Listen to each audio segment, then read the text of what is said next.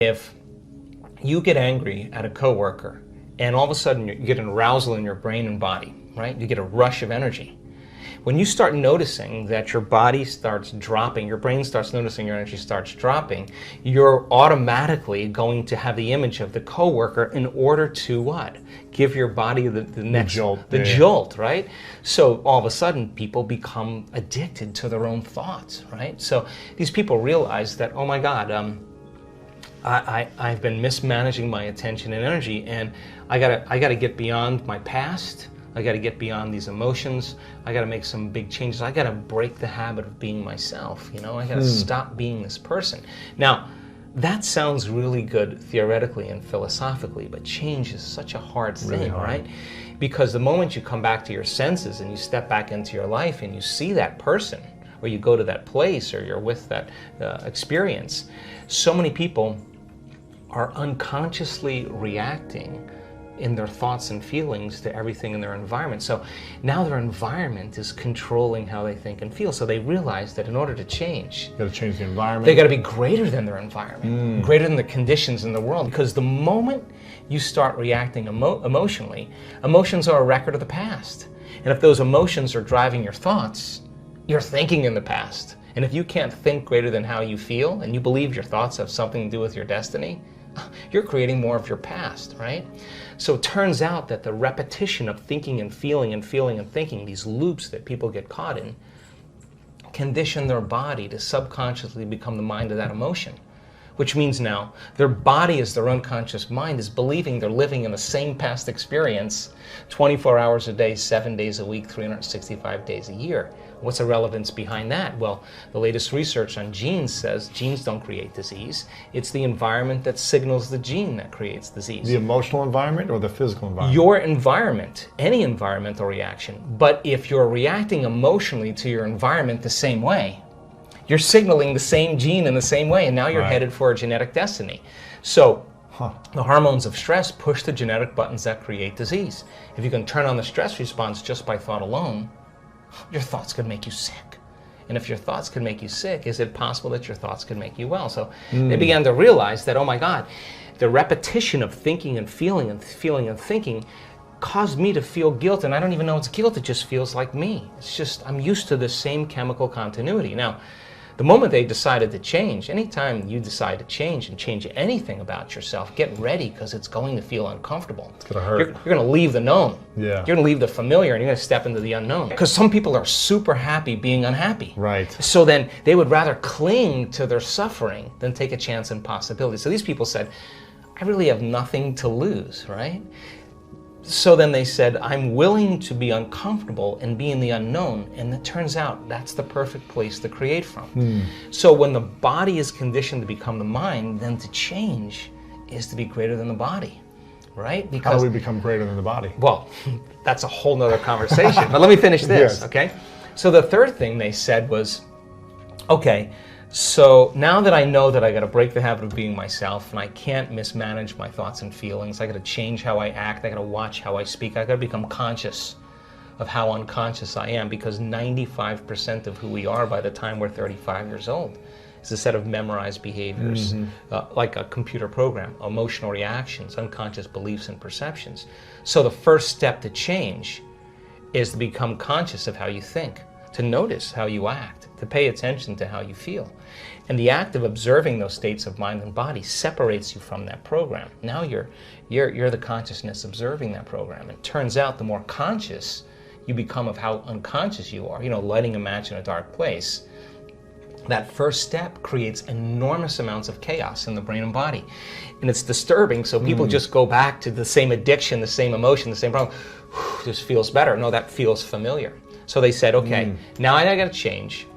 I got to reinvent myself. Now this is really important, because they started sitting down and thinking, okay, who in history do I admire? Who are great people, role models that I could follow? What are the qualities and characteristics that they have?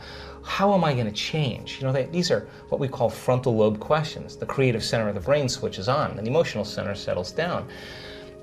So then they started thinking, how would I have to be in a new life if I was really going to heal? What would I have to change about myself? Now there's this interesting phenomenon that if you close your eyes and you begin to think about doing something, you're an athlete, you understand this.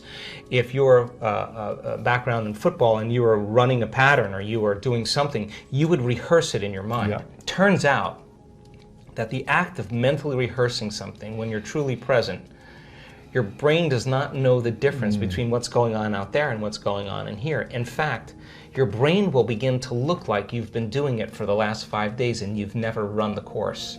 So now your brain is no longer a record of the past, because typically it is. Now it's a map to the future. So now you're priming your brain. So that became the very platform. You know, experiments with piano players. You know, you take a group of people that never played the piano before, you divide them into 2 different categories. You take one group of people, you teach them one-handed scales and chords. You do a brain scan on them. They come and practice for 2 hours a day for 5 days. At the end of 5 days, if you rescan the brain, they grow new circuits on the opposite side of the brain. Nothing magical there. You learn something new. Learning's making new connections. Get some instruction. You get instruction. You get your body involved. You get your body involved, you're going to have an experience. Experience enriches the brain. Pay attention to what you're doing. You got to pay attention and repeat it. Firing and wiring. You're going to assemble new circuits.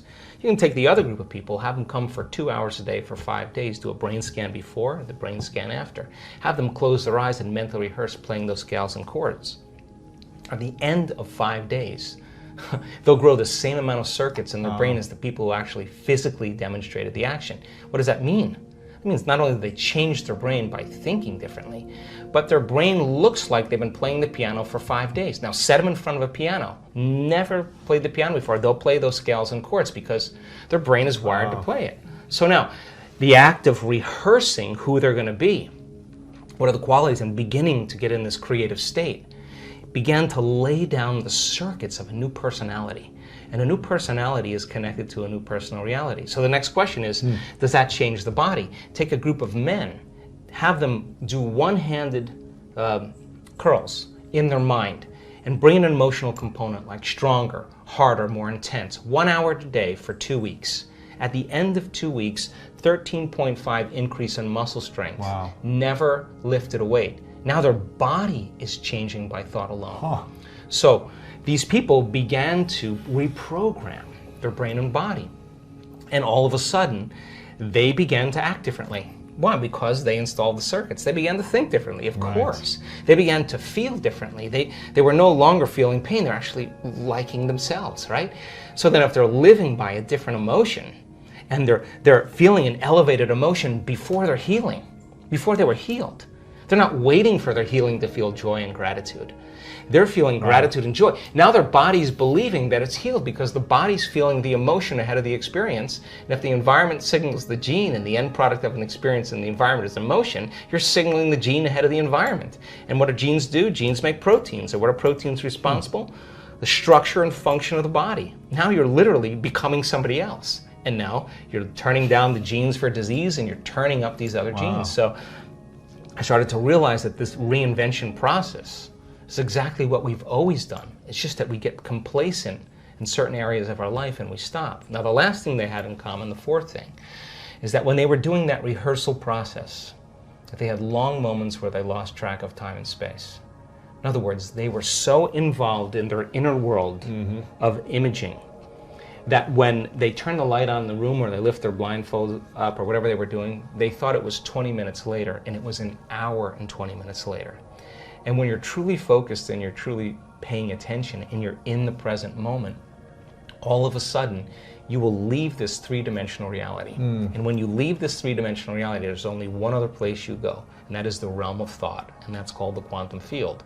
And that quantum field is where all possibilities exist, right? So they were connecting to a field of information that had everything to do with the first principle, which is that invisible intelligence that's both within us and all around us, personal and universal. It is the unifying field that governs everything material in this world. And if you're going to change something material, that means you got to get beyond your body to heal your body.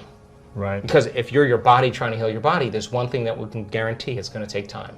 It's going to just take a long time because you're playing by the rules of Newtonian physics. You play by the rules of quantum physics. Energy dictates matter.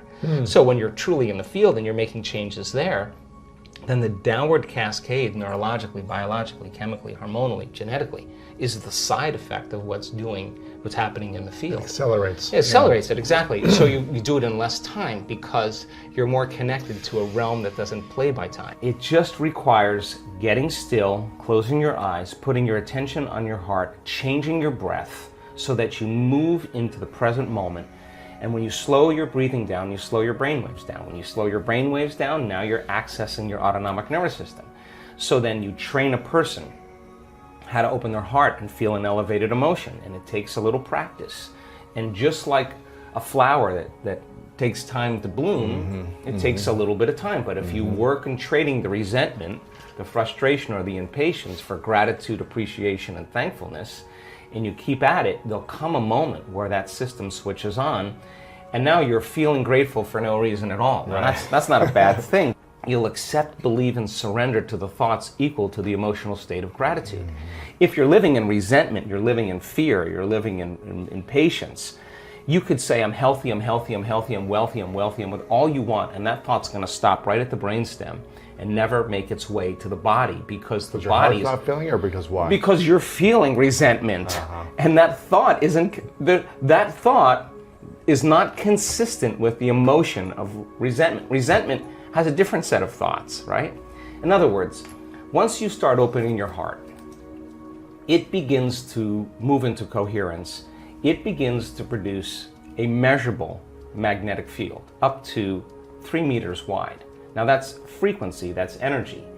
And all that energy, that frequency, carries information, carries an intent.